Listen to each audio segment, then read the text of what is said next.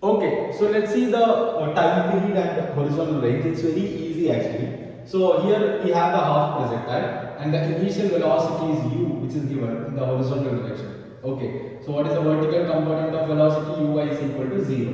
Okay, so this height is equal to h. The building has a height which is equal to h.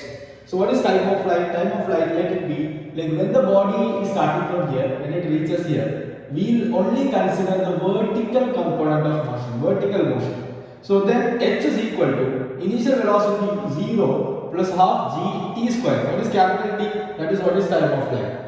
What is capital T? That is what is time of flight. Alright. So now what is capital T then from the equation? Root of 2h by g.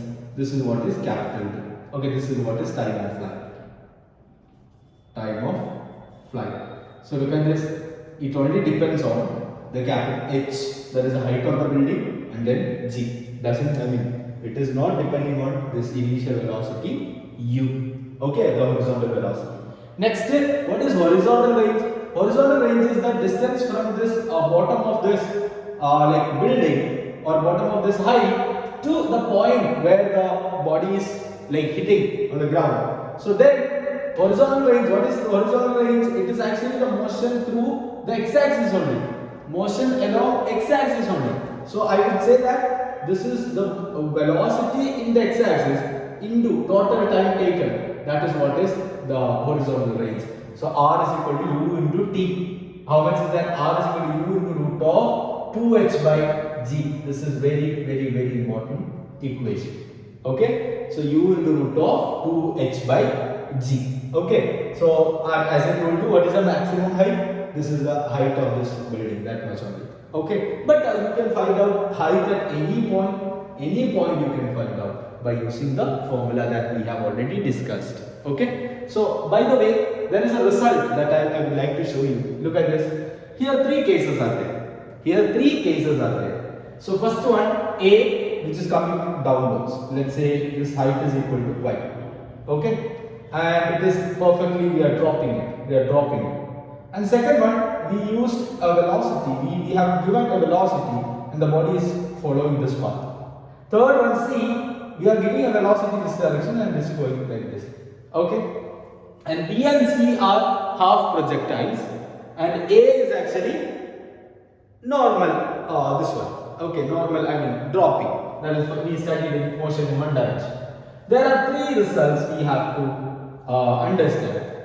First one, they all reach the ground the same time. That is TA is equal to TB is equal to TC. They all reach the ground the same time. Okay, why? Because the height is same. Height is same. So we have the formula T is equal to root of 2h by g. Okay. Second one, second result. I think you got it. You got it. Like TA, TB, all the times are equal. They all reach the ground same time. Next one. Next one.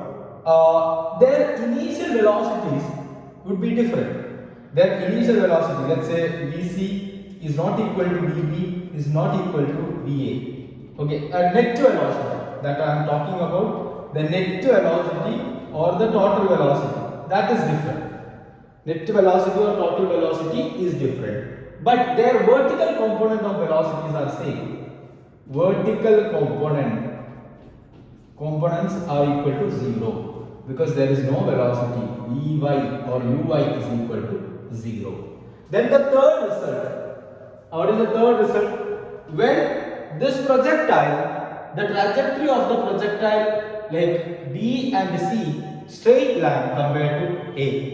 Okay, so the relative motion between them is there, like that you have to consider. So the trajectory of B and C is straight line compared to A. Okay, so these all are the results, and just keep in your mind.